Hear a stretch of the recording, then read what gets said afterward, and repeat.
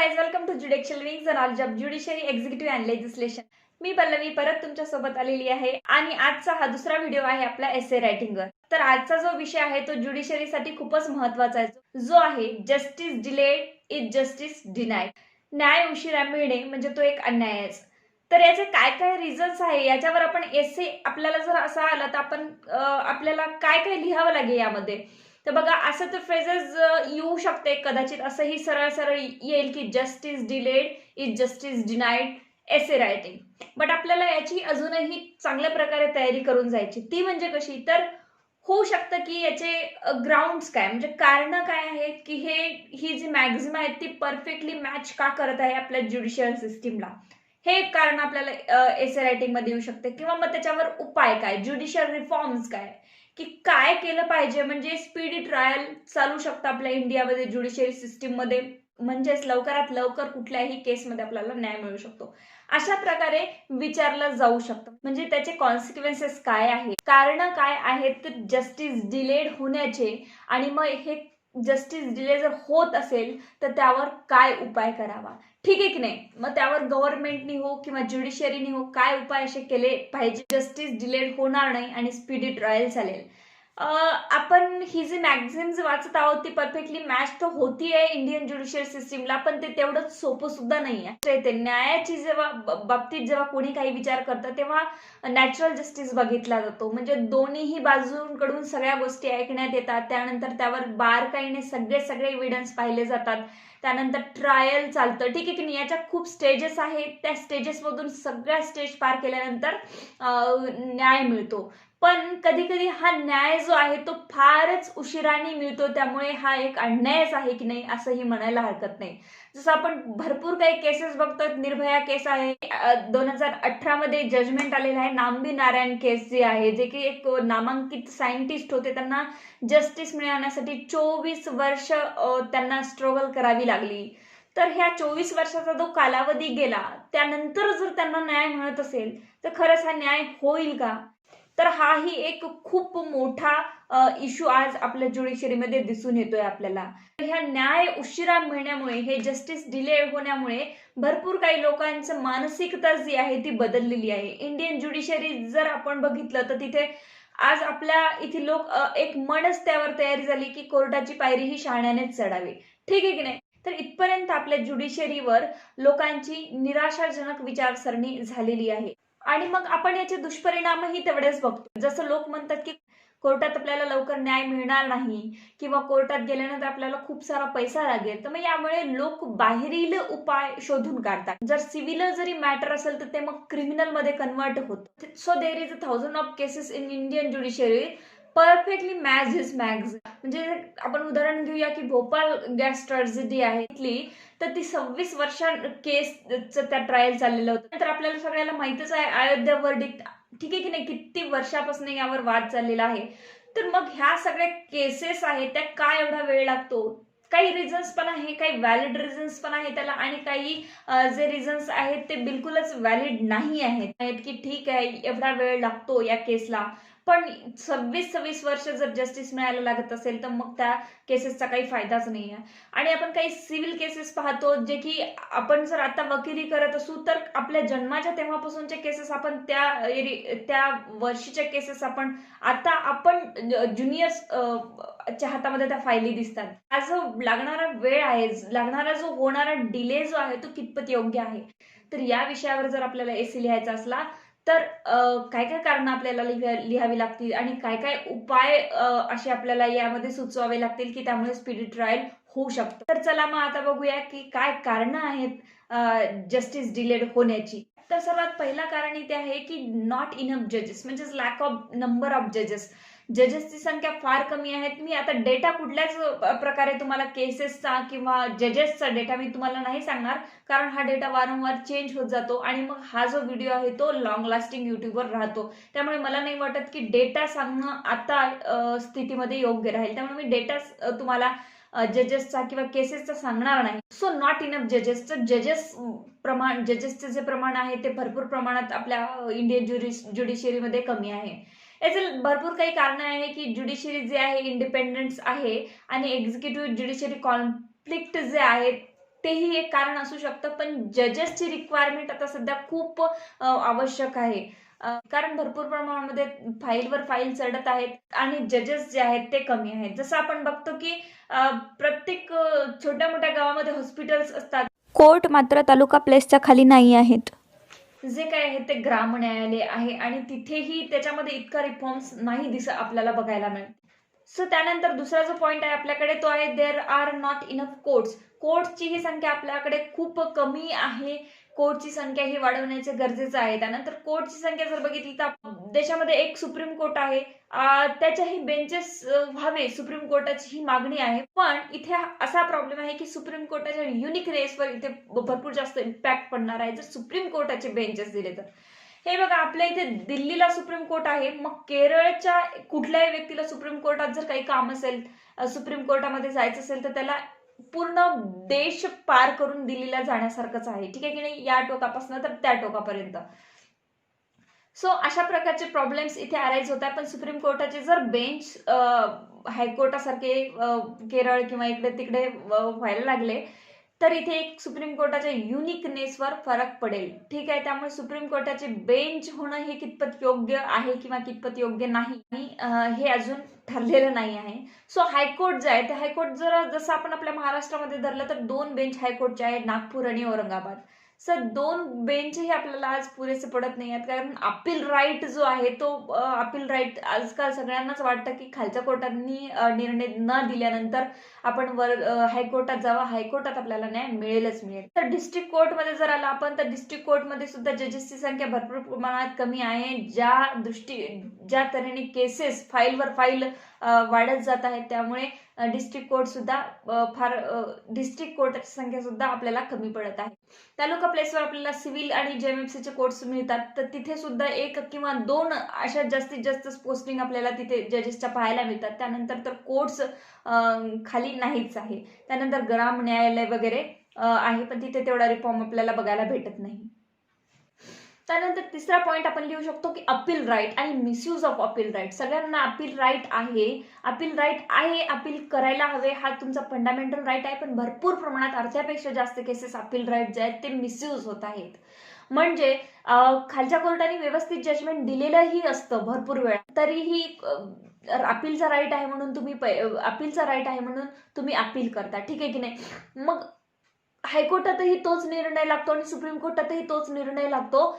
पण हा जो टाइम कन्झ्युमिंग पिरियड आहे, मग हा तर कोर्टाचा वेळ याच्यामध्ये वेस्ट होतो. आणि याच्या अपोजिट साईडनी जर आपल्याला लिहायचं असेल तर आपण असंही लिहू शकतो की डिस्ट्रिक्ट कोर्टानेच म्हणजे खालच्या कोर्टानेच म्हणजे सबऑर्डिनेट कोर्टानेच अगदी बारीक आणि बारकाई बघून ते जजमेंट द्यायला हवं. समोर जाऊन त्यावर हायकोर्टाचाही इथे टाइम वेस्ट होऊ नये आणि यावर अपील जरी केली तरी हायकोर्टाचा टाइम यावर वेस्ट होऊ नये. हायकोर्टाने केस पहिल्याच हायकोर्टाच्या लक्षात आलेलंच असायला पाहिजे की या केसमध्ये बरोबरच जजमेंट दिले. तर अशा प्रकारचे पॉइंट्स आपण अपील राईट्स आणि मिसयूज ऑफ अपील राईट्स मध्ये आपण टाकू शकतो. तर देर is a too much litigation from the government side. हे बघा इथेही आपण जेव्हा प्रॅक्टिसमध्ये असतो तेव्हा आपण बघतो की भरपूर जे क्रिमिनल केसेस आहेत ते गव्हर्नमेंट साईड कडून प्रॉसिक्युशन कडून येतात. काही जर केसेस असतात अशात की पोलीस इन्व्हेस्टिगेशन करतात, त्यावरही कधी कधी फॉर्मली इन्व्हेस्टिगेशन होत नाही. त्यानंतर ती केस कोर्टामध्ये जाते, कोर्टामध्ये भरपूर डॉक्युमेंट्स ऑलरेडी प्रॉसिक्युशन तर्फे कमी असतात. काही एव्हिडन्स कोर्ट देतात, त्यावर विटनेसेस येत नाही, विटनेस आले तरी प्रोसिक्युशनला सपोर्ट करत नाहीत, ते होस्टाईल होतात. आणि नंतर जेव्हा केस डिस्पोज ऑफ होते तेव्हा त्यातनं काहीही तथ्य मिळत नाही किंवा काहीही त्या केसला अर्थ नसतो. तर अशा प्रमाणात ज्या काही आपल्याकडे केसेस येत आहे from the government from the beginning, म्हणजे इन्व्हेस्टिगेशन जे फॉर्मली झालं पाहिजे तिथेच जर कळलं की इन्व्हेस्टिगेशन मध्ये जर पोलिसांना कळलं की या केसमध्ये काही तथ्यच नाही आहे, इन्व्हेस्टिगेशन फॉर्मली केल्यानंतर प्रॉपरली केल्यानंतर मग चार्ज असो तो फ्रेम होणारच नाही आणि कोर्टाचा वेळ तिथे वाचेल. तर यामुळे फर्मली इन्व्हेस्टिगेशन करणं फार आवश्यक आहे. त्यानंतर मोर फास्ट ट्रॅक कोर्टची अत्यंत गरज आहे आणि स्पेशलायझेशन ही कोर्ट्समध्ये असायलाच हवं. जेव्हा आपण जेएमएफसी कोर्ट बघतो त्यांच्याकडेच एक ज्युव्हेनाइल जस्टिसचा सुद्धा चार्ज दिलेला असतो. ठीक आहे की नाही, आणि त्याच JLFC कोर्टामध्ये अदरही काही RCC केसेस दिलेल्या असतात. सो ह्या ज्या केसेस आहे डिवाइड केलं पाहिजे. ज्युव्हेनाईल जे मॅटर्स आहेत ते त्याच्यासाठी स्पेशलाइज्ड कोर्ट असे राहिले पाहिजे. फास्ट ट्रॅक कोर्ट आहे, फास्ट ट्रॅक कोर्टची संख्या इथे वाढणं अत्यंत आवश्यक आहे. तर हे पॉइंट सुद्धा आपण एसे मध्ये टाकू शकतो. मग आपण लोक अदालत आणि ग्राम न्यायालय आणि काही अदर ट्रिब्युनल्स आहेत किंवा जस्ट मोबाईल व्हॅन्स आहेत, ह्या फॅसिलिटीज यापेक्षाही जास्त वेळोवेळी घेण्यात याव्या असेही आपण पॉइंट्स टाकू शकतो. लोक अदालत जसं आता 1 महिन्यातून 1 वेळ असेल तर ती महिन्यातनं 2 वेळ असावी. किंवा मग लोक अदालत बद्दल लोकांना माहिती पुरवणं किंवा याच्यावर शिबिर घेणं हेही सुद्धा खूप महत्वाचं आहे. कारण लोक अदालत काय आहे किंवा त्याचे काय इम्पॉर्टन्स आहे, तिथे काय होतं, म्हणजे कॉम्प्रोमाइज मॅटर्स जे आहेत असायला हवी की कॉम्प्रोमाइजने सुद्धा आपण कोर्टाची पायरी जेवढ्या लवकर चढू तेवढ्या लवकर आपण खालीही उतरू शकतो. Compromise it is a best way in the civil case. तर अशा प्रकारच्या अवेअरनेस लोकांमध्ये ज्युडिशियरीने डेव्हलप केल्या पाहिजे. गव्हर्नमेंटने किंवा न्यायपालिकेने लोकांपर्यंत हे अवेअरनेस पोहोचवल्या पाहिजे आणि लोकांमध्ये ही अवेअरनेस आली पाहिजे. अजूनही आपण भरपूर काही पॉइंट्स त्यामध्ये टाकू शकतो की जेव्हा कोर्टमध्ये केस गेल्यानंतर अर्ध्यापेक्षा जास्त डॉक्युमेंट ऑलरेडी फाईल करतानाच त्यामध्ये अवेलेबल नसतात. मग कसे तरी थोडे डॉक्युमेंट्स केस फाईल केल्यानंतर सिव्हिल केसेसमध्ये असो किंवा क्रिमिनल केसेसमध्ये असो थोडे डॉक्युमेंट समोर येतात. मग आता कोर्ट नॅचरल जस्टिस आपण फॉलो करतो, इंडियन ज्युडिशियरी आपण नॅचरल जस्टिस फॉलो करतो. दोन्ही बाजूंचं मत काय आहे, आर्ग्युमेंट झाल्याशिवाय राईट टू स्पीक आहे, हिअर द अदर साइड, ठीक आहे की नाही, ह्या सगळ्या गोष्टी यामध्ये येतात. त्यानंतर विटनेसेस येतात. विटनेस लोक सपोर्ट करत नाही. कोर्टाच्या कामकाजाला लोक घाबरतात. कुणी एखादी घटना जरी बघितली असेल तरी कोर्टाची पायरी चढायची नाही. मी आताच तुम्हाला जसं म्हटलं तसं लोक घाबरतात. लोकांमध्ये कोर्टाच्या कामामध्ये सपोर्ट करणे किंवा कुणासोबत अन्याय झाला असेल तर त्याला सपोर्ट करणे ही लोकांमध्ये असं अवेअरनेस अजिबातच नाही आहे. मग कुठल्या तरी विटनेसचं नाव समोर येतं, मग विटनेस जातो आणि मला काहीही माहिती नाही किंवा होस्टाईल होऊन जातो. तर यामध्ये सुद्धा खूप कोर्टाचा वेळ जातो. त्यानंतर हे काही लॉज असे आहेत आपल्याकडे जे की ब्रिटिश काळामध्ये बनलेले आहेत, पण आता त्याचं महत्व फार कमी झालंय आणि त्याला चेंज करणं आता गरजेचं आहे. तर हे लॉ सुद्धा आपल्याला मग आताच्या जजेसला ते फॉलो करावेच लागतात. एकदा समन्स पाठवून विटनेस येत नाही, 2दा नाही, 3दा नाही, त्यानंतर प्रोक्लेमेशन त्याच्यावर काढावं लागतं. ह्या सगळं प्रोसेस कोर्टाला आधी कंप्लीट करावे लागतात. यासाठी लोकांचाही सपोर्ट असणं अत्यंत महत्वाचं आहे. कारण कोर्टालाही स्वतःचे डिस्क्रिएशन कायद्याच्या पलीकडे वापरता येत नाही. त्यानंतर लोकांमध्ये अवेअरनेस नाही आहे. एक पर्सन ज्याला जर काही चुकीचं वाटलं किंवा काही त्याच्यावर अन्याय होत असला तर तो सेपरेट केस दाखल करतो. तिथे दुसराही पर्सन काही अंतरावर अदर ज्युरिस्डिक्शनमध्ये सेपरेट केस दाखल करतो.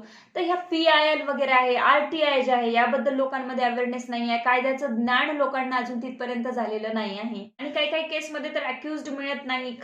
कोर्टाच्या बाहेरची जी मॅनेजमेंट असते, अक्यूज लपून बसतात वगैरे, करत नाही. त्यात न्यायपालिका ही जी आहे आपली ज्युडिशियरी सिस्टीम जी आहे ती इंडिपेंडेंट आहे. मग त्यामुळे गव्हर्नमेंट किंवा एक्झिक्युटिव्ह ज्युडिशियरी हे सुद्धा कॉन्फ्लिक्ट आपल्याला खूप वेळा बघायला मिळतात. त्यानंतर जे कोर्टात जात नाही किंवा बाहेरचे लोक आहेत त्यांना नेहमी हे वाटतं की कोर्टात उगीचच इतका वेळ होतो, पण असं नसतं. केस गेल्यानंतर त्याला सगळ्या प्रकारे सगळे एव्हिडन्स एकत्र यावे लागतात. त्यानंतर एक विटनेस यावं लागतं. तुम्ही जर डॉक्युमेंट द्याल तर डॉक्युमेंटला प्रूव्ड तिथे करावं लागतं. तर ह्या सगळ्या गोष्टी कोर्टाला बारकाईने पाहाव्या लागतात. कारण याचंही कारण हे आहे की 100 गुन्हेगार सुटले तर चालेल, पण कुठल्याही निर्दोष व्यक्तीला सजा होऊ नये. त्यामुळे जस्टिस देताना ह्या सगळ्या गोष्टी जजेसला पाहाव्या लागतात. आणि जेव्हाही कधी ट्रायल सुरू होतं तेव्हा विटनेस एक्झामाइन केलेले जातात आणि दोन्ही बाजूंच्या वकिलांच्या आर्ग्युमेंट्स लांब चालतात. तर ह्या सगळ्या गोष्टी येतात. तर डेट वर डेट वाढत जातात, म्हणजे तारीख पे तारीख आपल्याला मिळत जात. आणि म्हटलं जातं की देर है तो अंधेर है, पण आपण हे लक्षात ठेवलं पाहिजे की देर आहे दुरुस्त आहे. ठीक आहे की नाही. काही केसेसमध्ये जरी डिले होत असेल पण काही केसेस अशाही आहेत जिथे खरोखर न्याय मिळालेलाच आहे आणि लवकरही मिळालेला आहे. अशा प्रकारचे काही कारणे आहे जस्टिस डिले होण्याचे, तर काही त्यावर उपाय सुद्धा आहे. म्हणजेच स्पीडी ट्रायल ला जास्त महत्त्व दिलं पाहिजे, समरी केसेस पटापट दिसल्या पाहिजेत, जे काही स्पेशलायझेशन ऑफ कोर्ट झालं पाहिजे, जसे काही ज्युडिशरी आहे, एट्रोसिटीचेच केस आहे, जसं आताही स्पेशलाइज आहे पण त्याला एक स्पेशली कोर्ट डेव्हलप, त्याच्यासाठी एक स्पेशली कोर्ट एस्टॅब्लिश करणं गरजेचं. Need more and more fast track courts, legal reform पाहिजे, न्यायपालिकेमध्ये सुधारणा आता खरंच गरजेची आहे. त्यानंतर जे काही जुने कायदे आहेत, जे काही ब्रिटिश काळीन कायदे आहेत, जे काही उपयोगी नाही आहे किंवा खूप लेंदी प्रोसेसचे आहेत, ज्या की आजच्या इंटरनेट इरामध्ये त्याची गरज नाही आहे, हे सुद्धा अबॉलिश केले पाहिजे आणि काही असे नवीन कायदे इन्सर्ट केले पाहिजे. त्यामुळे स्पीडी ट्रायल देण्यासाठी कोर्टाला सुद्धा मदत होईल आणि जजेसला सुद्धा स्वतःचे डिस्क्रिशन त्यावर वापरता येईल. त्यानंतर आज जे काही इंटरनेट इरा आहे त्या इंटरनेटला खूप जास्त महत्त्व आता ज्युडिशरीमध्ये दिलं पाहिजे. जसे की कॅमेरा प्रोसिडिंग्स आहे, ई कोर्ट्स आहे, ठीक आहे की नाही, सुप्रीम कोर्टाची जी हिअरिंग्स आहे ती एक लाईव्ह सेशन मध्ये दाखवण्यात येईल, म्हणजे कोर्टात येण्याची ती गर्दीही थोड्या प्रमाणात कमी होईल आणि जे काही करायचं आहे कोर्टामध्ये, मग गर्दी आली की टाइम कन्झ्युमिंग होतो, तेही आता इंटरनेट इरामध्ये असे सध्या फॅसिलिटीज आता डेव्हलप करणं गरजेचं आहे. त्यानंतर विटनेस प्रोटेक्शन स्कीम जी निघालेली आहेत की विटनेस सपोर्ट करत नाही केसला किंवा विटनेस येत नाही कोर्टामध्ये, वारंवारही त्यांना बोलवून येत नाही, यातच 5-6 महिने किंवा वर्ष निघून जातं पण विटनेस समोर यायला तयार नसते, मग कोर्ट कुठल्या बिहाफवर जजमेंट देणार. तर विटनेस प्रोटेक्शन स्कीम सुद्धा आपल्या समोर येत आहे, हा सुद्धा आपण पॉइंट टाकू शकतो. तर फ्रेंड्स, अशा भरपूर काही पॉइंट्स आपण इंटरनेटवर गुगलवर सर्च करून टाकू शकतो. मी महत्त्वाचे काही पॉइंट्स तुम्हाला आज या व्हिडिओमध्ये तुमच्या समोर ठेवलेले आहेत आणि एवढेही पॉइंट्स आपण टाकले तरी आपल्याला एसे मध्ये चांगल्या प्रकारे मार्क्स मिळतील, कारण एवढे पॉइंट्स टाकल्यानंतर आपण जे आपला एसे आहे हा व्यवस्थितपणे सजवू शकतो किंवा यामध्ये काही उरलेलं असं खूप काही आहे असं मला वाटत नाही. हा आजचा आपला दुसरा व्हिडिओ आपण कंप्लीट केलेला आहे एसे रायटिंगचा फॉर द JMFC महाराष्ट्र. यानंतरही मी एसे रायटिंग मध्ये नवीन काही विषय तुमच्या समोर घेऊन येईन. Thank you so much.